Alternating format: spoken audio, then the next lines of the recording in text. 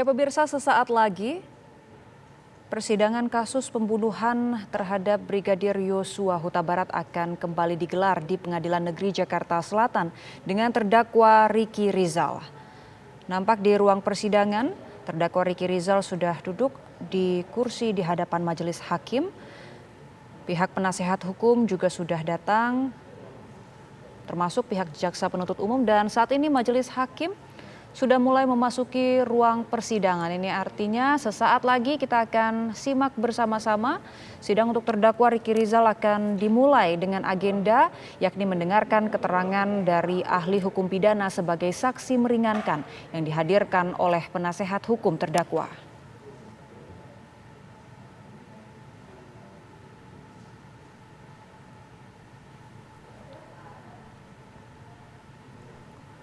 Hari ini pemirsa ada dua ahli pidana yang dihadirkan oleh tim kuasa hukum Ricky Rizal, yakni dosen Universitas Tarumanegara Firman Wijaya dan dosen Ubaya Surabaya Solahuddin.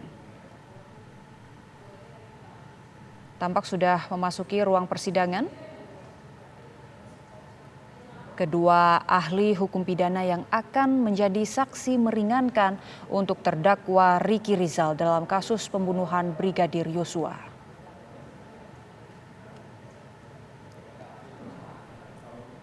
Selain kedua saksi ini pemirsa, sebelumnya pada persidangan hari Senin kemarin, terdakwa Ricky Rizal juga sudah menghadirkan satu tempat tanggal lahir Probolinggo 12 Februari tahun 69, agama Islam, alamat Jalan Penyelesaian Tomang Blok 1 Jakarta Barat.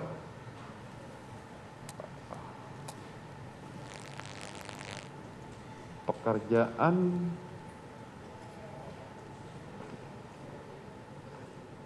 dosen ya, boleh di sini tidak disebutkan ini. Dosen di mana Pak? Ya.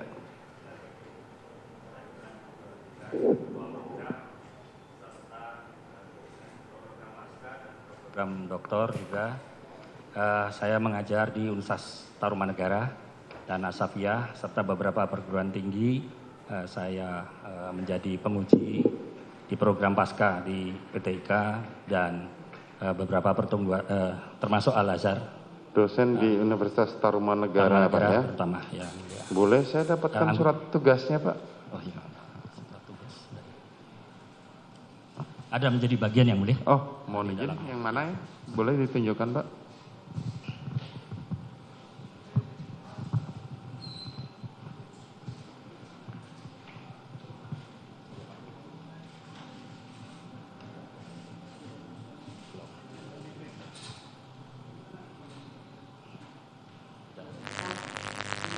Boleh ditunjukkan?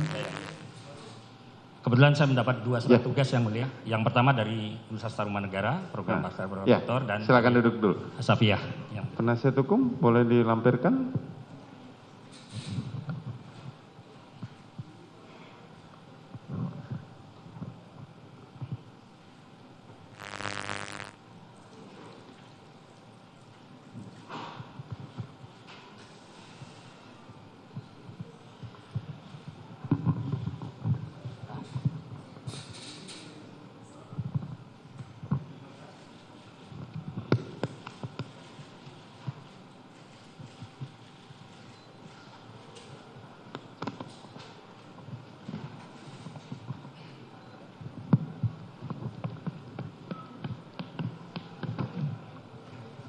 Coba.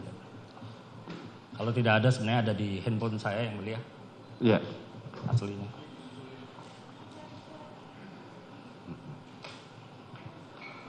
Baik. Jadi ini belum dilampirkan surat tugasnya, saudara ahli, tapi kita penasihat hukum mau menyusulkan bagaimana tanggapan jaksa penuntut umum? Izin yang mulia, kebetulan ada di handphone juga surat tugasnya. Kalau mau berkenan bisa dilihat. Saya minta tanggapan dari jaksa penuntut umum. Terima kasih Bapak Ketua Majelis. Seyogianya yang kami ketahui dan kami pahami, setiap ahli yang kita hadirkan atau saksi meringankan yang dihadirkan, apalagi terlebih dalam hal ini adalah Bapak adalah seorang ahli dan seorang dosen dan bahkan seorang dekan dalam salah satu universitas. Tentunya untuk memberikan keterangan harus disertai dengan surat tugas. Sehingga dengan demikian kami keberatan jika beliau memberikan keterangan sebagai ahli cat tanpa disertai dengan surat tugas dari pihak universitas. Demikian Bapak. Izin majelis. Baik. Mungkin Ada karena surat surat tugas. tugasnya ada di handphone dan memang Boleh belum dicetak. ditunjukkan pada Ya. kami. Siap, terima kasih. Jadi majelis. pertama saya mohon maaf pada yang mulia sama Pak Jaksa, saya sebenarnya baru ditunjuk dalam waktu yang dekat dan memang kampus baru buka tanggal 5 Pak Jaksa. Jadi administrasinya memang belum, tapi ada nih suratnya, sudah ada surat. Kami- Boleh ditunjukkan pada kami, Pak.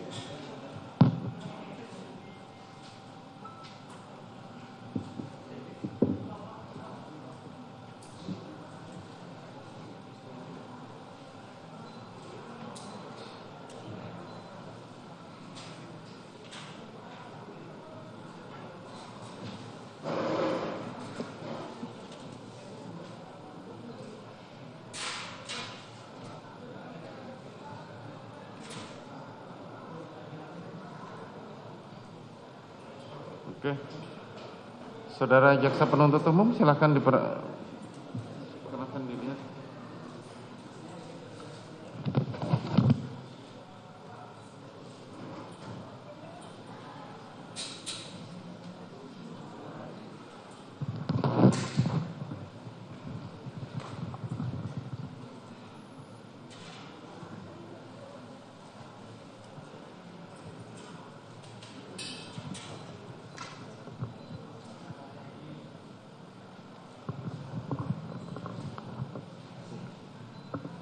Izin yang mulia, ada satu lagi surat tugas dari Ya, satu Asafia. saja cukup. Bisa kita terima ya, saudara jaksa penuntut umum. Izin Bapak, setelah membaca surat dari surat tugas beliau, dia tidak menunjukkan untuk memberikan keterangan sebagai adecar atas nama terdakwa siapa. Sehingga kami tetap menolak kehadiran beliau. Terima kasih. Ya, sebentar. Jadi menurut majelis setelah kami berdiskusi ini dihadirkan dan surat tugas tadi ditunjukkan pada majelis bahwa untuk menghadiri persidangan di sini. Memang tidak disebutkan untuk terdakwa siapa, tapi yang menghadirkan adalah penasihat hukum terdakwa, jadi kami masih menganggap untuk menerima. Gitu ya. Terima kasih Bapak. Baik, saudara ahli dalam hal ini, saudara kenal dengan terdakwa? Saya hanya kenal di media, Hanya kenal di media, tidak ada hubungan keluarga juga ya? ada yang mulia. Baik, terima kasih. Selanjutnya,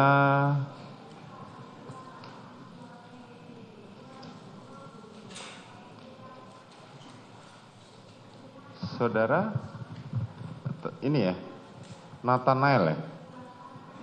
Mohon maaf, satunya?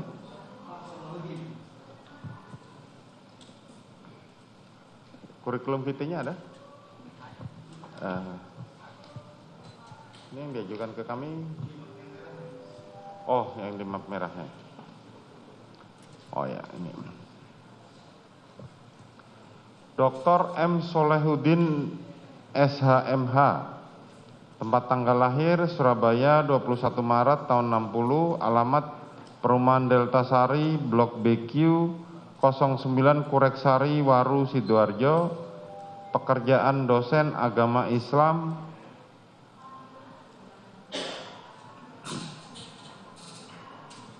Saudara ini adalah dosen tetap Fakultas Hukum Universitas Bayangkara Surabaya. Betul ya? Dosen, saudara mengampu dosen apa?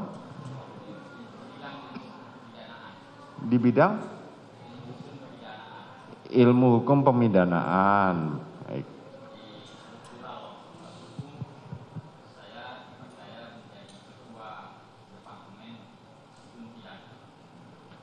Dipercaya sebagai ketua Departemen Hukum Pidana di Universitas Bayangkara Surabaya ya.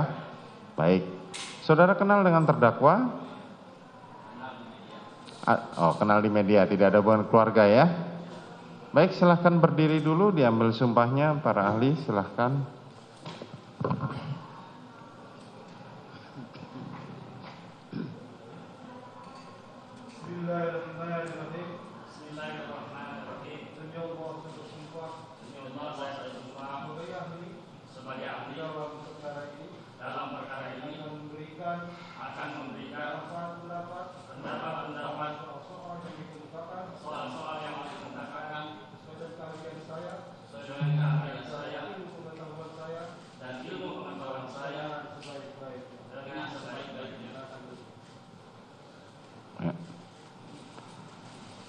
Baik,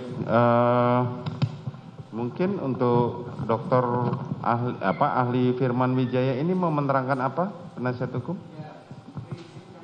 Tentu masalah pidana, ya, pidana pada umumnya. Kemudian ada spesialis-spesialis yang mungkin agak berbeda penekanan-penekanan baik dari di antara dua ini, Pak. Tapi pada umumnya pasal 338, pasal 340, 55 itu tetap kita stres. Oke, yang satunya akan Yang menerangkan sama juga. ahli sama. Iya, sama, Pak. Baik, Yang kemudian mohon kita berikan waktu kurang lebih 1,5 jam Boleh, untuk pada Pak penasihat Firman. hukum Ya. untuk bertanya. Silakan. ya. Apa Langsung Untuk masih- sendiri-sendiri terusan baru, tapi dalam waktu 1,5 jam pada oke, dua orang tapi saksi. maksudnya mereka di dalam, Iya, nggak apa-apa. nggak apa-apa. Oke. Ya, silakan. Baik. Bersama-sama. Baik, saudara Ali, saudara Dr. Firman. Dr. Firman, apakah keilmuan saudara di S3-nya bidang apa? Terima kasih Yang Mulia Pak Penasihat Hukum yang kami hormati, Pak Jaksa Penuntut Umum. Saya sedikit agak mempertegas tentang surat tugas saya. Ada satu lagi dari Asafiyah yang jelas ditunjuk sebagai ahli yang diajukan oleh kantor Pak Herman Umar kaitan dengan perkara ini. Baik, yang kemudian yang kedua kaitan dengan posisi yang saya sebagai anggota peneliti beberapa kali di Badan Pembinaan Hukum Nasional, di Konsorsium Reformasi Hukum Nasional, kemudian juga ada struktural perguruan tinggi. Riset penelitian ini memang terkait dengan konsep killing intention dan causa and effect yang ada kaitannya dengan delik-delik pembunuhan. Itu satu sisi. Pendalaman terhadap keilmuan saya menyangkut justice collaborating dan participating witness atau whistleblower. Kira-kira itu yang spesifik lainnya ya soal kaitan dengan politik hukum. Pemidanaan di Indonesia. Baik, ahli. Yang hampir sama dengan beliau. Apakah ahli pernah menjadi seorang ahli baik di penyidikan maupun di tingkat pengadilan? Ya, terutama delik-delik khusus, ya, saya sering menjadi ahli, Pak Penasihat Hukum, baik kasus-kasus menyangkut tindak pidana korupsi, economic crime, terus kemudian ya tindak pidana khusus lainnya. Baik, tadi ahli menjelaskan masalah killing intention. Apa, coba saudara ahli jelaskan atau terangkan apa pentingnya doktrin killing intention dalam kasus-kasus pembunuhan? Makasih Yang Mulia yang kami hormati, Pak Jaksa Penuntut Umum, Pak Penasihat Hukum. Killing intention dan cause and effect itu sebenarnya rangkaian sebuah konsep yang terus dikembangkan dari pemikiran yang berangkat dari aliran yang ditawarkan oleh Jurgen Habermas. Dia mengatakan between fact and norm, antara fakta dan norma itu seringkali dalam pengungkapan suatu kasus ada faktor-faktor penyebab yang sifatnya bisa single causes, bisa bersifat penyebab tunggal, bisa multiple plural causes, bisa sifatnya jamak. Plural itu jamak, ya, artinya banyak faktor.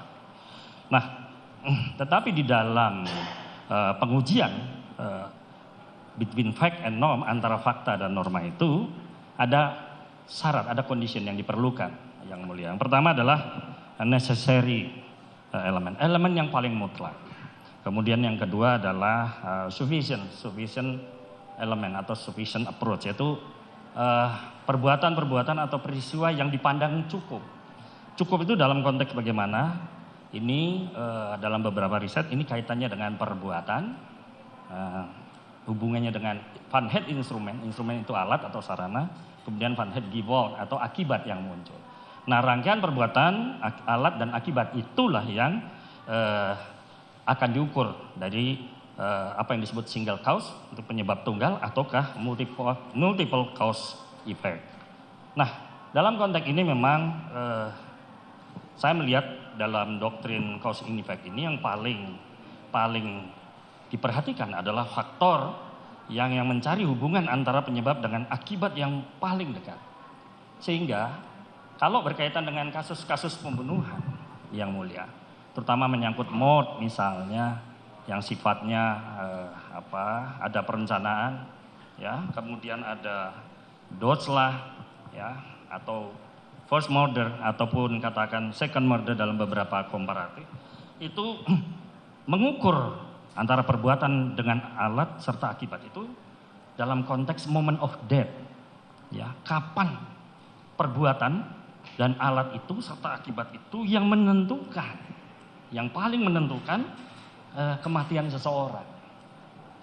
Nah, di dalam mengukur ini perlu ada causal connection, ada hubungan yang sangat kausalistik, ya. Mohon maaf, Saksi didekatkan mic-nya karena direkam. Baik, terima kasih yang mulia, mohon maaf. Saya lanjutkan yang mulia. Jadi sebenarnya dari perbuatan alat dan akibat ini ada dengan pendekatan causal connection itu, ya, maka akan dilihat secara logis, ya, karena bagaimanapun ini memerlukan logika berpikir yang bisa menjelaskan antara kejadian dengan menghubungkan dengan peristiwa dan akibat. Nah, tentu banyak peristiwa, banyak faktor penyebab, tapi yang harus dicari karena ada dua pendekatannya, ada criminal act, ada perbuatan pidananya, ada criminal liability-nya atau ada yang menyebut responsibility-nya, karena biasanya liability biasanya kaitan kerugian yang bersifat ekonomi. Nah, penggunaan istilahnya menggunakan liability, tapi ada yang menggunakan responsibility, tapi lebih kepada tanggung jawab akibat perbuatannya. Nah, ini perlu filter. Jadi causal connection ini akan memfilterisasi, ya. Jadi tidak semua peristiwa, tidak semua keadaan itu menjadi akibat langsung. Jadi filternya adalah baik itu yang sifatnya doslah maupun mord, gitu. Killing intention itu, ya, kalau saya lihat di dalam ketentuan 338 maupun 340 KUHP, itu harus sifatnya wrongdoing. Sifatnya memang ada perbuatan yang salah.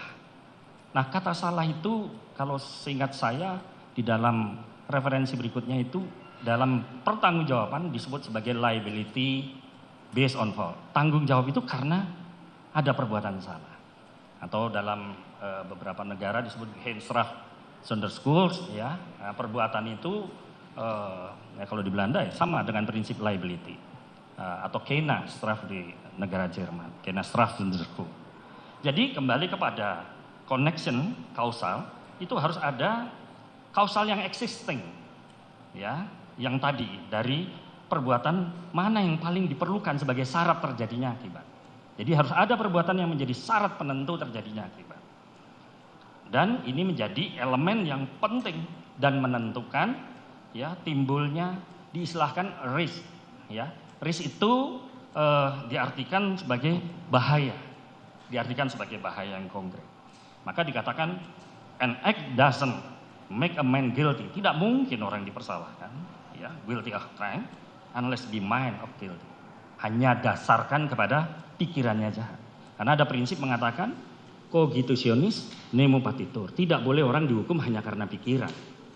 Walaupun pikiran itu dalam konteks mesra, ya, itu memang ada pada bagian dalam yang sulit diukur. Nah, maka itu harus diwujudkan tadi dengan causal connection, ya, dengan causal existing, penyebab yang paling eksis. Sehingga prinsip liability based on fault itu bisa dikonkretkan. Nah, pendekatan berikutnya disebutkan bahwa person not criminally liable but causal connection. Tidak bisa, ya, seseorang liable, dimintai pertanggungjawaban, ya, kecuali, ya, between action and consequence. Perbuatan yang memang punya konsekuensi terhadap akibat. Nah, ini yang sebenarnya oleh Daniel Littell dikatakan antara causal axis dengan causal axis ini harus menghasilkan producing effect. Dia harus memproduksi efek. Nah, ini yang disebut sebagai method of killing. Jadi untuk mengurai 338, 340 yang kalimatnya sengaja, rencana itu sangat abstrak. Maka butuh method of killing yang mulia. Butuh metode cara mengungkap pembunuhan. Nah karena itu ada pandangan mengatakan, oh iya kan kalau kesalahan ada banyak. Ada kesalahan sebagai maksud, ada kesalahan sebagai tujuan, ada eventualis kesalahan sebagai kemungkinan. Nah, tapi di situ dikatakan bahwa yang bisa memproduksi efek itu yang lahiriah, tindakan yang lahiriah atau jasmania. Maka di dalam penelitian disebutkan apa yang disebutkan willingly move body. Jadi harus ada gerakan tubuh, harus ada tindakan yang mengarah. Ya, gerakan tubuh itu dengan menggunakan alat yang menimbulkan akibat. Nah, itulah yang kemudian dimaknai bahwa kata willens and weapon itu sebagai sebuah pengetahuan yang awalnya sangat abstrak, ya. Kemudian juga ada pendekatan namanya foretelling itu, membayangkan, itu juga masih sangat abstrak, maka harus dikonkretkan, harus direalisasikan. Ini yang namanya causal mechanism. Ya, harus ada mekanisme kausal yang secara fungsional yang bisa memproduksi efek. Jadi itu yang ahli lihat, sehingga ketika mendesain pasal-pasal berkaitan dengan pembunuhan berencana, maka pastilah ada cluster directing mind. Siapa sih yang jadi otak perencana? Walaupun dalam beberapa referensi yang mulia Pak Jaksa, Pak Penasihat Hukum kadangkala ada diartikan sebagai directing mind itu di dalamnya juga ada meeting of mind. Ya, orang yang menginstruksikan, orang yang mengendalikan, ya di dalam pikirannya untuk berbuat jahat itu juga di dalamnya termasuk ada otak perencana. Nah, jadi meeting of mind sebenarnya ada di dalam pelaksanaan satu directing mind. Karena itu sikap batin, motif, ya sesuatu yang memang sangat ada di dalam, ya intention yang sering disebut sebagai foremen atau niat itu sesuatu yang ada di dalam. Ya, maka para ahli seringkali berdebat panjang soal itu. Nah, karena itulah perlu ada indikator. Saya melihatnya indikator ini penting di dalam memetakan. Sebenarnya kalau ini kaitan dengan kejadian perkara atau TKP, pemetaannya antara lokus, tempus, modus. Ini harus ada deskripsi logisnya.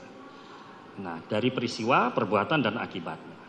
Soal mana yang lebih prioritas, menurut saya scientific crime investigation atau natural crime investigation, ya, scientific evidence, bukti yang saintifik, ataukah natural evidence. Hari-hari ini kita sama-sama tahu bahwa hukum pidana tidak bisa bersifat closed system, ya harus open system. Ya, dinamika globalisasi dan liberalisasi ya memberi dampak juga terhadap hukum pidana, termasuk perkembangan.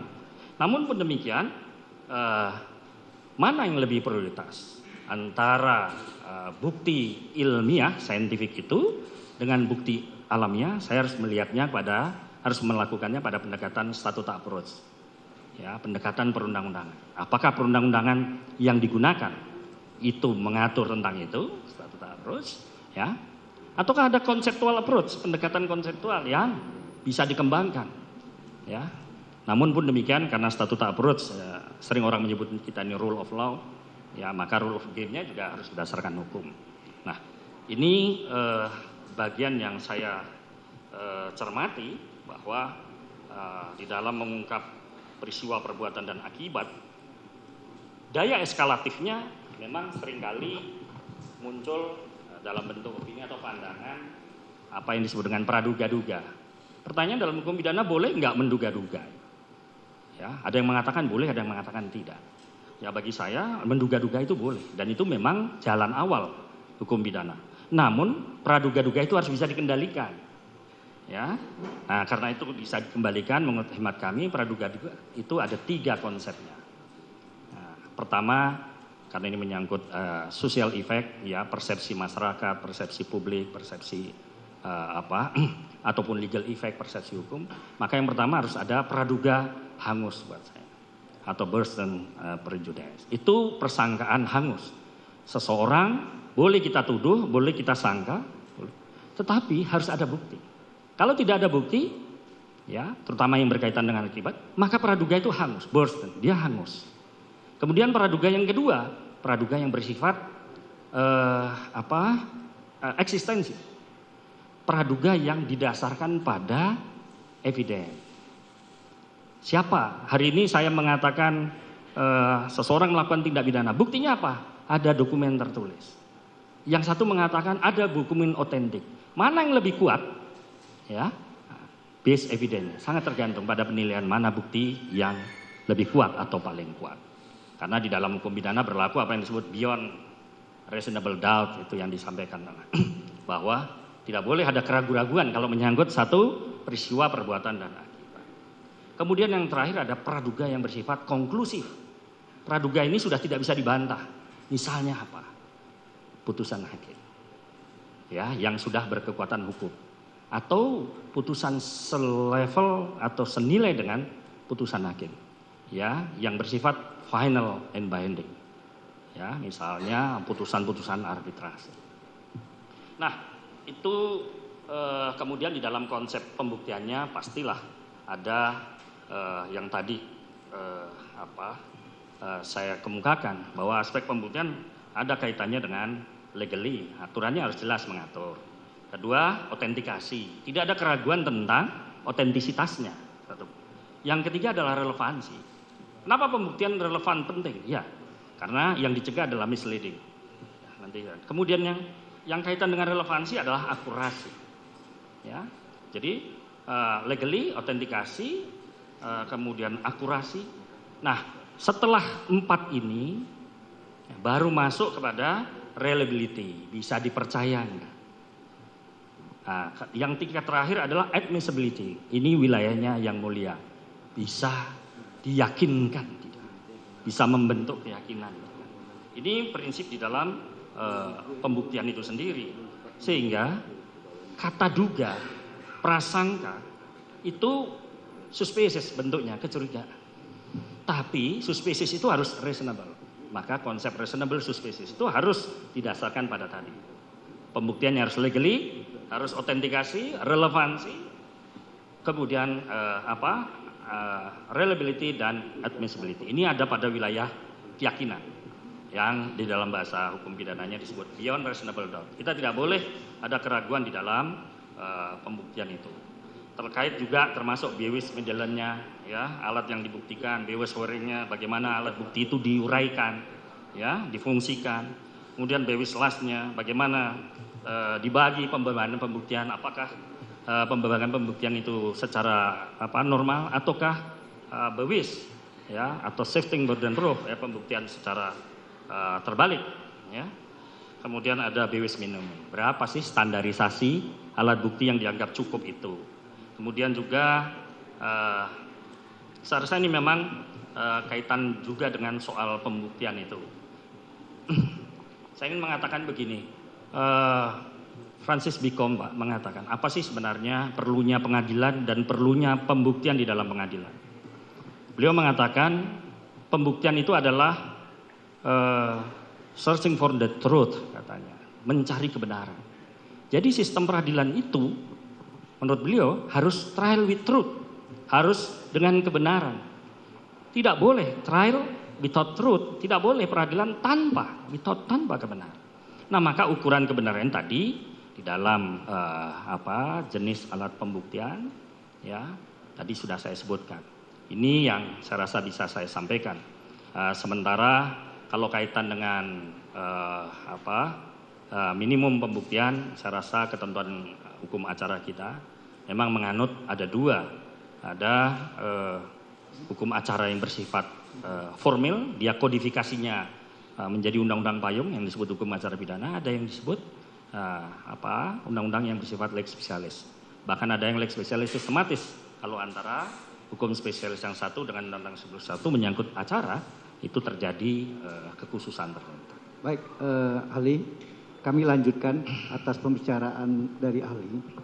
Apa yang dimaksud cause and effect apa perlunya bagi kasus pembunuhan dan pembunuhan berencana.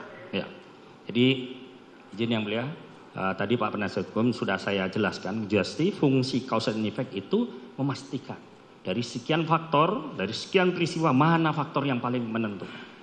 Nah, karena itu antara perbuatan, alat, dan akibat itu, ya sebagai arah hukum pidana itu yang paling menentukan nanti.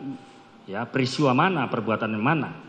Ya, karena saya tambahkan sedikit, di samping willing body, gerakan tubuh, ada final Handlungsrecht namanya. Ada perbuatan yang memang ditujukan untuk tercapainya satu akibat. Misalnya, dia memastikan tempatnya, dia kemudian menyediakan sarana atau instrumennya, dan dialah mengendalikan alat, termasuk penggunaan alat atau sarananya. Itu kira-kira fungsi cause and effect. Nah, maka di ujungnya ada kata effect itu tadi, atau efek atau dampak. Ahli, karena menyangkut ini kita lebih menusuk kepada apa yang didakwakan. Di dalam perkara ini dakwaannya adalah pasal 340 yang berencana, pasal 38 pembunuhan biasa, dan dihubungkan dengan turut serta. Saya ingin supaya ahli bisa menjelaskan supaya ada tergambar unsur-unsur dari pasal 340 dan 338 maupun 55. Kemudian baru kita lanjutkan sehubungan dengan fakta-fakta yang akan kita tanya nanti. Iya, kalau mau spesifik soal metadata, ya kalau disandingkan dengan jenis delik penyertaan atau dalaming itu, maka metadata itu sebenarnya pelaku yang bukan pelaku utama, dia bukan player maksud saya. Karena player adalah pelaku yang melakukan sendiri. Jadi player itu adalah pelaku yang diikut sertakan. Nah, keikut sertaannya ini ya sangat ditentukan tadi. Kalau bagi saya sebenarnya supaya lebih konkret ya, harus ada ya keseikut sertaan di dalam mencapai tujuan. Harus ada kesertaan di dalam intention, di dalam niat atau ornamentnya. Ya, harus ada keikut sertaan di dalam directing mind-nya. Minimal ketika diperintah atau diminta, ya dia memiliki kesamaan. Bahasa saya kesamaan visi, ya menyangkut tujuannya. Dan yang berikutnya adalah kesamaan instrumen yang digunakan. Misalnya si orang yang meminta untuk melakukan itu atau yang mengajak atau dia ikut serta ada kesamaan instrumen. Misalnya instrumen atau sarana yang digunakan dia kendaraan sama kendaraan. Tapi kalau kaitan dengan instrumen yang menentukan, ya kalau itu pistol, ya pistol yang sama. Ya, kalau itu pisau, pisau yang sama. Jadi misalnya saya berikan contoh, Pak. Dalam kasus yang terkenal, katakanlah Tarhon. Ini kan baru tahun baruan ini ya, kasus kue tart. Jadi ketika ada seseorang, ya sebenarnya kita ingin selebrasi, ya kasus ini ingin merayakan. Tapi kemudian di dalam batinnya atau niatnya dia ingin melakukan tindak pidana, maka dia bilang saya ingin bunuh. Nah, di dalam kue tartnya dia minta si pelaku pesertanya ini untuk ya menaruh racun, ya menabur racun. Kemudian kue tart itu dikirimkan ke rumah itu. Katakanlah pada saat itu sedang merayakan tahun baru, maka kue itu ternyata tidak hanya dimakan oleh si orang yang dituju, tapi bisa terjadi atau yang disebut dengan eventual kemungkinan kepada keluarganya akibat daripada makan racun itu ya tentu ada conclusion ya kan, ada efek yang bisa muncul dengan tarhon itu, pengiriman kue tart yang harusnya bisa dibayangkan. Nah orang yang melakukan ini sudah harus ikut membayangkan bahwa akibat yang dikehendaki itu ya itu ya sama-sama satu keluarga itu memakan kue tart yang mengandung racun. Kira-kira itu Pak penggambarannya. Ali sehubungan dengan unsur-unsur tadi, walaupun sebenarnya kalau kita ini kan unsur itu pertama kalau barang siapa ya. Itu udah pasti ya. Semua orang. Kemudian menyangkut unsur kesengajaan. Ya. Kemudian menyangkut menghendaki. Ya. Kalau pembunuhan tentu menghendaki kematian. Ya. Kalau kita lihat dalam suatu kita ilustrasikan dalam fakta kasus ini bahwa saudara Ricky diminta sesuatu hal untuk melakukan sesuatu yang pada akhirnya itu laku penembakan. Kemudian saudara Ricky menolak secara halus. Dia tidak mau, tidak bersedia karena dia tidak cukup kuat mental. Sehingga dia menjadi bingung dengan kondisi yang ada. Kemudian karena dia adalah bagian dari anak buah dari saudara Sambo, dia diminta memanggil temannya ajudan yang lain. Tetapi tidak dijelaskan untuk melakukan apa, penembakan kah atau